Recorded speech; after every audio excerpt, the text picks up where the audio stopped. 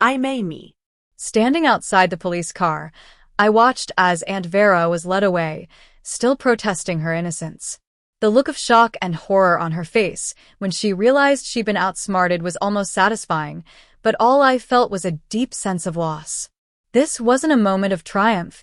It was the end of a long and painful battle. It all started when my mother, a kind-hearted and gentle soul named Lily, was diagnosed with a rare form of cancer. My father, Robert, was a shrewd and successful entrepreneur who had built a small business empire from the ground up. He was always busy with work, but he made sure to teach me everything he knew about business and asset protection. Unfortunately, he passed away when I was in college, leaving me and my mother to carry on his legacy. Aunt Vera, my mother's sister, seemed like a godsend at first.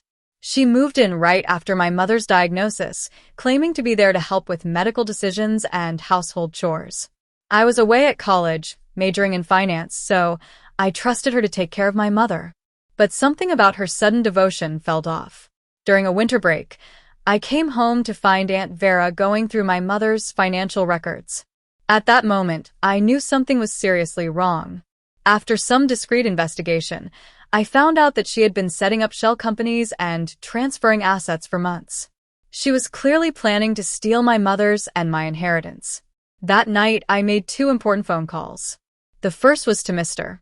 Thompson, a family friend and a well-known corporate attorney who had helped my father with his business. The second was to my best friend, Emily, a forensic accountant. After reviewing the documents I managed to copy, Emily told me that Aunt Vera was in the process of asset stripping. Mr. Thompson and Emily agreed that we couldn't stop her directly as long as she had my mother's power of attorney. Instead, we decided to build a parallel structure using a trust fund my father had set up for me through a private law firm. We founded Rosewood Protection Group 6 months ago, a company that Aunt Vera had no knowledge of. For the next year, while Aunt Vera thought I was just a naive college student, I was working with Mr. Thompson and Emily to outmaneuver her. Every time she set up a shell company, we created a competing one. Every property she tried to transfer, we established a legal claim. 3 months ago, my mother passed away.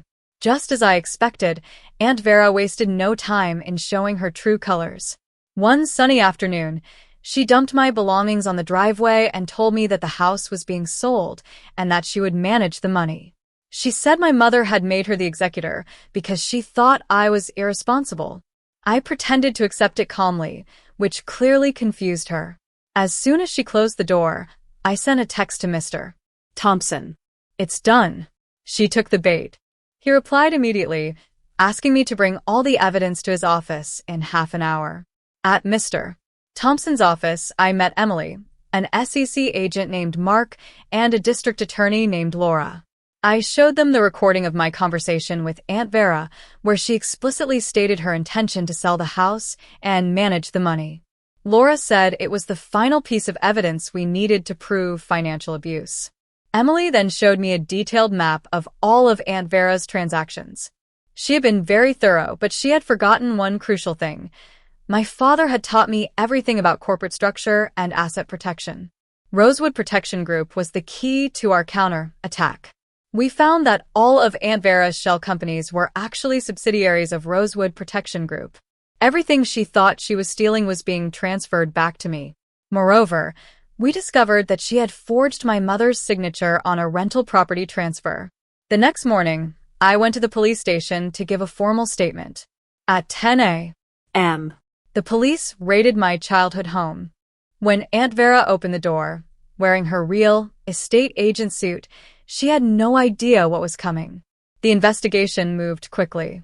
Faced with overwhelming evidence, Aunt Vera accepted a plea deal, 5 years in prison, full restitution, and the permanent revocation of her real estate license. The hardest part was facing the family.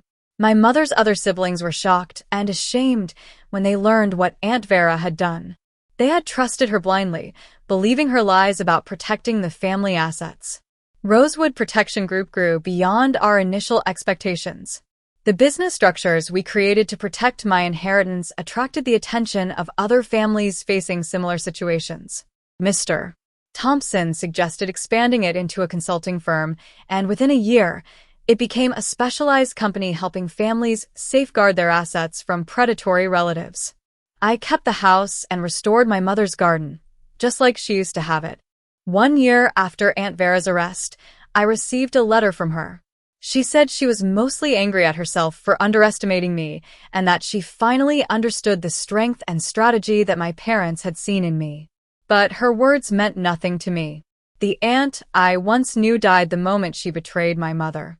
The following spring, I established the Lily Thompson Foundation, aiming to support families affected by both illness and financial abuse. My mother always said the best revenge was to prevent the same thing from happening to others. And as I look at the locket with my parents' photos, I know that they would be proud of what I've done.